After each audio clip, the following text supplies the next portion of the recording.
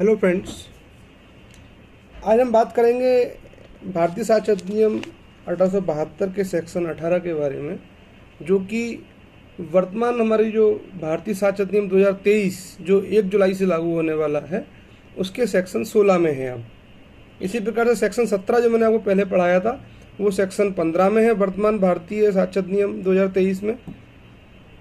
तो आज हम पढ़ने वाले हैं कि वे कौन लोग हैं जिनके द्वारा किए कथन स्वीकृति माने जाएंगे, यानी कौन लोग स्वीकृति करेंगे। तो ये हमारे सेक्शन 18 से 20 में दिया गया है। तो आज हम सेक्शन 18 पढ़ेंगे जो वर्तमान नवीन जो हमारा भारतीय साक्ष्य अधिनियम है उसके सेक्शन 16 में है। तो सेक्शन 16 या सेक्शन 18 क्या कहते हैं कि स्वीकृति कार्रवाई के पक्षकार या उसके अभिकर्ता द्वारा किए गए कथन स्वीकृति माने जाएंगे। यानी जो कार्रवाई जो है, जो मामला जो है, उसके जो पार्टीज हैं, यानी सिविल मामलों में वादी और प्रतिवादी और क्रिमिनल मामलों में आपके फरियादी या एक्यूज्ड या प्रोसिक्यूशन या एक्यूज्ड, तो उनके द्वारा किए कथन आपके स्वीकृति माने जाएंगे। और दूसरा पॉइंट इसमें यह है कि जो कार्रवाई के जो पक्षकार हैं उनके अभिकर्ता, ऐसे पक्षकारों के अभिकर्ता ने जो कथन किया है वे भी स्वीकृति माने जाएंगे। लेकिन उसकी शर्त क्या है? उसकी शर्त ये है कि न्यायालय उन परिस्थितियों में उसे वह कथन करने के लिए पक्षकार के ओर से अव्यक्त या विवक्षित तौर पर प्राधिकृत किया हुआ मानता हो, यानी एक्सप्रेसली या इम्प्लाइडली उसको पक्षकार की ओर से अथॉराइज्ड अगर वो व्यक्ति है जिस समय उसने वो कथन किए थे उस समय, तब उसके कथन भी स्वीकृति माने जाएंगे। तो पहली बात क्या निकल के आई? जो मामले के पक्षकार हैं उनके द्वारा जो कथन किए गए हैं वे कथन क्या माने जाएंगे? आपके स्वीकृति माने जाएंगे। और उनके एजेंट के द्वारा किए कथन भी स्वीकृति माने जाएंगे यदि वो लोग अपने मालिक की ओर से अथॉराइज्ड हैं या पक्षकार की ओर से अथॉराइज्ड हैं। तो इसमें जो शर्त दी गई है एजेंट के बारे में, तो वो किस प्रकार से अथॉराइज्ड होना चाहिए? इम्प्लाइडली या एक्सप्रेसली। तो एक्सप्रेसली का तात्पर्य क्या है? एक्सप्रेसली का सीधे से तात्पर्य यह है कि उसको या तो मौखिक तौर पर या लिखित तौर पर उसको अथॉराइज्ड किया गया हो, बोलकर, शब्दों में या लिखकर। तो इसकी ये परिभाषा है आपके अभिव्यक्ति। अव्यक्त हो गया, वो मुंह से अव्यक्त कर दिया बोलकर आपने, या लिखकर अव्यक्त कर दिया कि फला व्यक्ति हमारा इस कार्य को करने के लिए अथॉराइज्ड है, तो वो क्या माना जाएगा? एजेंट माना जाएगा। इम्प्लाइडली, यानी कि इम्प्लाइडली की डेफिनेशन क्या है? जिसको उसके व्यवहार, आचरण और कार्य के तरीके से समझा जा सके उसको हम लोग कहते हैं इम्प्लाइडली या विवक्षित। तो इम्प्लाइडली को हम कैसे समझेंगे? भाई कोई व्यक्ति किसी की ओर से कार्य कर रहा है, रेगुलर उसकी ओर से ट्रांजैक्शन कर रहा है, उसकी ओर से माल सप्लाई कर रहा है और मालिक के सामने सारे कार्य कर रहा है। लोग आकर देख रहे हैं कि स्वामी बैठा हुआ है और यह व्यक्ति इसकी ओर से कार्य कर रहा है, तो फिर उसको क्या मानेंगे हम? एजेंट। क्योंकि उसके व्यवहार से मालूम पड़ रहा है कि भाई मालिक का ये माल है, ये बेच रहा है, ये सेल कर रहा है, मालिक सामने ही बैठा है, तो हम क्या मानेंगे कि भाई ये मालिक का एजेंट है, इसके द्वारा कार्य किया जा रहा है। तो एजेंट के द्वारा जो कार्य किए जाते हैं वो किसके द्वारा कार्य किए गए माने जाते हैं? मालिक के द्वारा किए गए कार्य माने जाते हैं। और मालिक के द्वारा किया गया कथन माना जाएगा एजेंट के द्वारा किया गया कथन, क्योंकि वो अपने मालिक की ओर से काम कर रहा है। अब मान लीजिए कोई हीरो होंडा की एजेंसी है, अब क्या मानेंगे? जिसके पास एजेंसी है वो कौन है? एजेंट है। अब वो अपनी बाइक्स बेच रहा है, सप्लाई कर रहा है, तो उसने जो कुछ भी किया है उस समय मालिक की ओर से उस माल के बारे में जो कुछ भी बताया है वो मालिक के द्वारा बताया गया माना जाएगा, क्योंकि वो कौन है? उसका एजेंट है और वो उसकी ओर से अथॉराइज है। तो ये हुआ आपका सेक्शन 18 का जो पहला पैरा है। और जो दूसरा पैरा है वह प्रतिनिधि रूप से वादकर्ता द्वारा यानी वाद के ऐसे पक्षकारों द्वारा जो प्रतिनिधिक हैसियत में वाद ला रहे हैं या जिन पर प्रतिनिधिक हैसियत में वाद लाया जा रहा है, क्या कहेंगे उसको हम? रिप्रेजेंटेटिव हैसियत में। मान लीजिए किसी ने कोई वो मामला जिसके ऊपर हम लेकर आए हैं और किस हैसियत में लाए हैं? उसके प्रतिनिधिक हैसियत में। ऐसे कार्य के मामले में बात लेकर आए हैं जो उसने अपने प्रतिनिधिक हैसियत के दौरान में किया था। तो इसकी पहली शर्त क्या है? इसकी पहली शर्त ये है कि वो जो उसने स्टेटमेंट दिया है वो उसने अपनी प्रतिनिधिक हैसियत के दौरान दिया हो तो उसके द्वारा किया गया स्टेटमेंट स्वीकृति माना जाएगा, अदरवाइज उस मामले में स्वीकृति नहीं माना जाएगा। या तो प्रतिनिधिक हैसियत में कोई बात लाया है या किसी के ऊपर आप उस हैसियत में बात ला रहे हैं, प्रतिनिधिक हैसियत में उसके ऊपर बात लाया जा रहा है, या आप स्वयं रिप्रेजेंटेटिव बनकर बात ला रहे हैं। दोनों में से कोई भी कंडीशन हो सकती है। अब इसकी पहला पैरामीटर सिर्फ ये है कि अगर आपने किसी पर रिप्रेजेंटेटिव सूट लेकर आए हैं या आपके ऊपर कोई रिप्रेजेंटेटिव सूट लेकर आया है और वह या तो अपने कथन को स्वीकृति में साबित करना चाहता है या आपके द्वारा किए कथन को स्वीकृति में साबित करना चाहता है, तो फिर उसको ये बताना पड़ेगा कि आपने जो स्टेटमेंट दिए थे वो उस समय दिए थे जिस समय आप वो हैसियत धारण करते थे रिप्रेजेंटेटिव होने की। इसका सीधा सा एग्जाम्पल ये है कि मिस्टर रमेश चंद्र हैं, वो एक फर्म के ऊपर बात लेकर आते हैं, तो फर्म के भागीदारों के द्वारा जो कथन किए जाते हैं वो क्या माने जाएंगे? वो स्वीकृति माने जाएंगे, क्योंकि आप फर्म के ऊपर बात लेकर आ रहे हैं। फर्म का प्रत्येक भागीदार कौन है? फर्म का एक प्रकार से रिप्रेजेंटेटिव है। लेकिन मान लीजिए वो वर्तमान में उस फर्म का भागीदार नहीं रह गया जिसके ऊपर आप केस लाए हैं, तो फिर वो उसके जो कथन है वो स्वीकृति नहीं माने जाएंगे, क्योंकि उसने वो भागीदार न रहने के बाद वो कथन किए। हाँ, भागीदारी के दौरान उसने जो कथन किए हैं जिसके बारे में आपका फैक्ट इन इशू है, कॉज ऑफ एक्शन जिससे पैदा हुआ है, भागीदारी के रहने के दौरान कथन किए हैं, तो फिर वो स्वीकृति माने जाएंगे। सीधा सा पैरामीटर ये है रिप्रेजेंटेटिव सूट का कि अगर आप रिप्रेजेंटेटिव कैरेक्टर में आप सूट लेकर आ रहे हैं तो फिर वो स्टेटमेंट स्वीकृति तभी माने जाएंगे जो उस समय किए गए हों जब आप उस हैसियत को धारण करते थे। ठीक, चलिए, इसलिए जो आपके वकील साहब हैं वो भी आपके रिप्रेजेंटेटिव हैं, कोर्ट के अंदर एजेंट हैं आप। वो अगर आपका रिप्रेजेंटेशन कर रहे हैं वो आपके रिप्रेजेंटेटिव हैं। वो जो कुछ भी कोर्ट में कहते हैं वो आपके द्वारा किया गया माना जाएगा, कहा गया माना जाएगा। चलिए, और अगर उनकी ऐसी हैसियत में वो कथन नहीं किए हैं तो वो कथन स्वीकृति नहीं माने। मान लीजिए एक एडवोकेट आपका केस रिप्रेजेंट कर रहा है कोर्ट के अंदर, तो रिप्रेजेंट करते समय जो भी कुछ वो कह रहे हैं तो उस दौरान कहा गया कथन क्या है? स्वीकृति है। अब कोर्ट का टाइम खत्म हो गया, अब बाहर आकर वो कुछ भी कहते रहे तो उसको हम स्वीकृति नहीं मानेंगे, क्योंकि उस समय वो हमारे रिप्रेजेंटेटिव की हैसियत में काम नहीं कर रहे हैं। ठीक, इस बात को ध्यान रखना है। अब इसका जो अगला पैरा है वो कहता है कि स्टेटमेंट्स मेड बाई, वे कथन स्वीकृतियां हैं जो विषय वस्तु में हितवत पक्षकार के द्वारा की गई हैं या उस व्यक्ति द्वारा जिससे हित व्युत्पन्न हुआ है। तो जो सेक्शन 18 है उसके जो आपका 18(1) है वो क्या कहता है?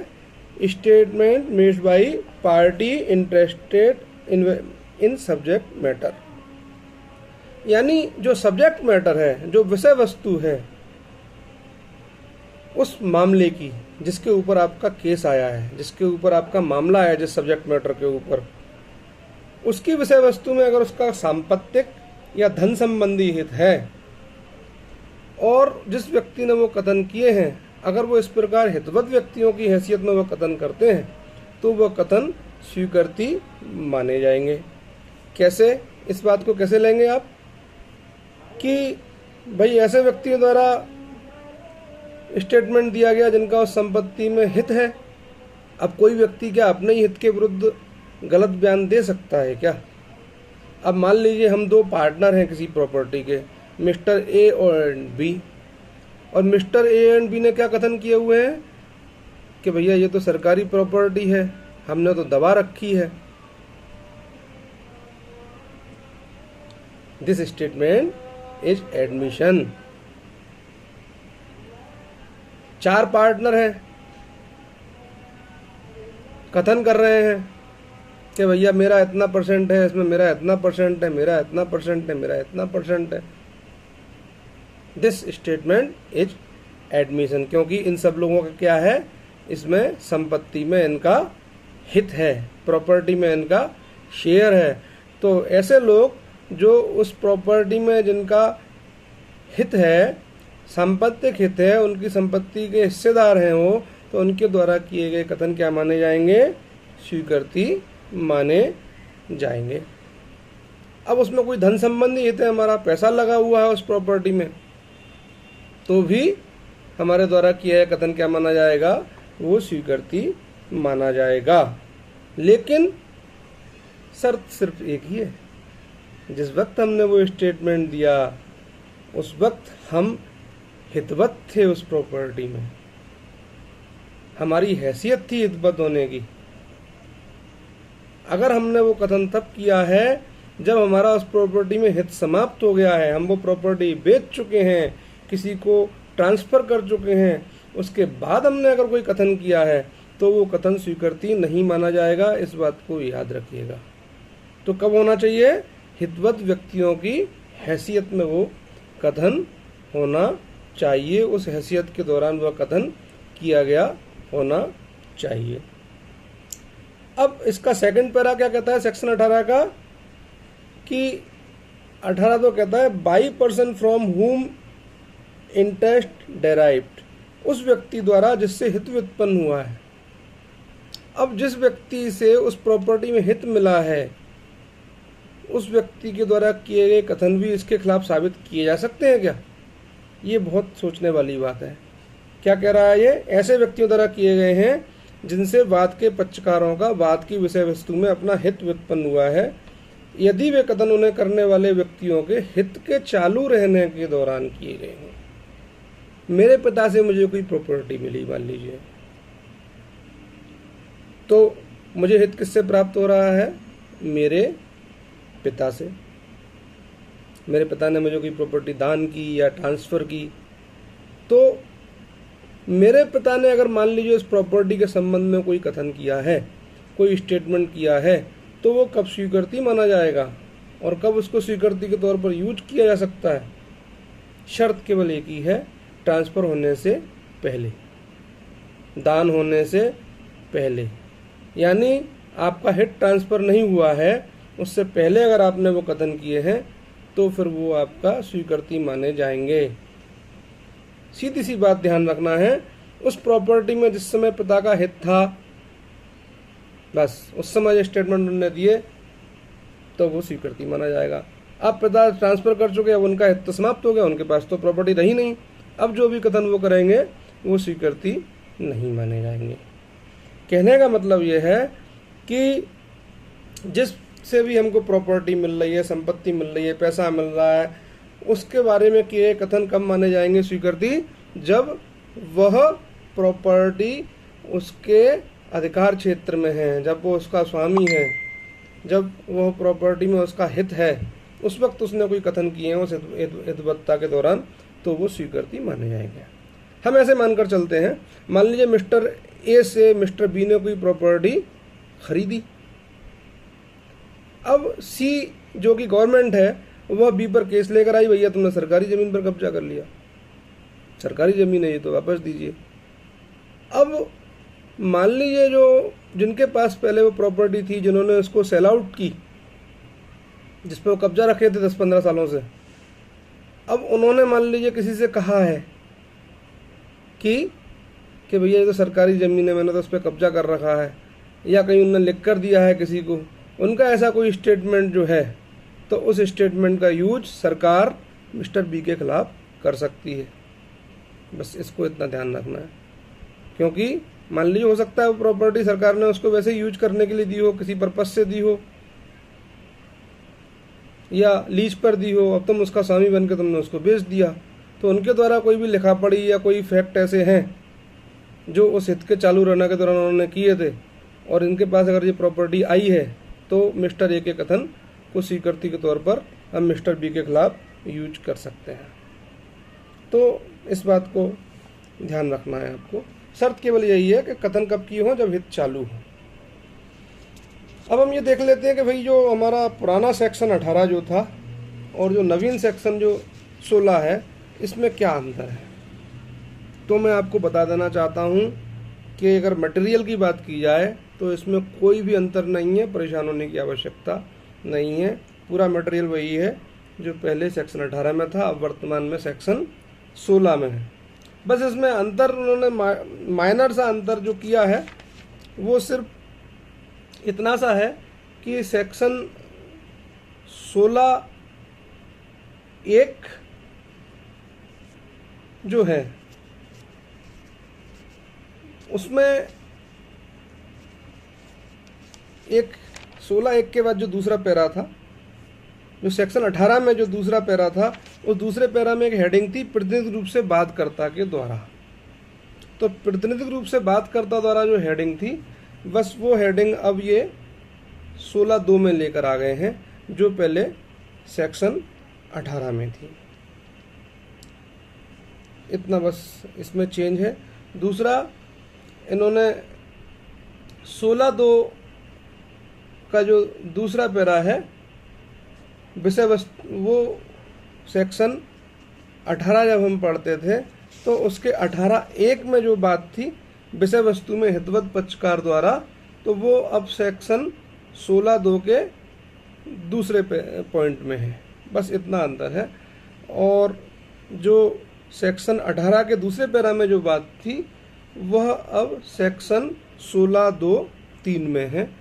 और इसके अलावा कोई भी अंतर नहीं है। पूरी की पूरी लैंग्वेज, सारे वर्ड्स शब्दशः वही हैं जो सेक्शन 18 में हुआ करते थे। तो इस प्रकार से हमारा ये भारतीय साक्ष्य अधिनियम 1872 का सेक्शन 18 और भारतीय साक्ष्य अधिनियम 2023 का सेक्शन 16 तैयार हो गया है। इसमें कोई अंतर नहीं है, इसलिए आप मस्त रहिए, अच्छे से तैयारी कीजिए, समझिए इस चीज़ को।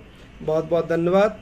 आपसे फिर से विनम्र अनुरोध करता हूँ कि वो भी मेरे चैनल को देख रहे हैं, अगर उनको मेरा वीडियो अच्छा लगा हो तो इसको लाइक करें, कमेंट्स करें, बेल आइकॉन पर क्लिक करें और सब्सक्राइब करें इस चैनल को, ताकि मेरा उत्साहवर्धन हो सके और आपके लिए दोबारा से मैं आगामी वीडियो लेकर आता रहूं।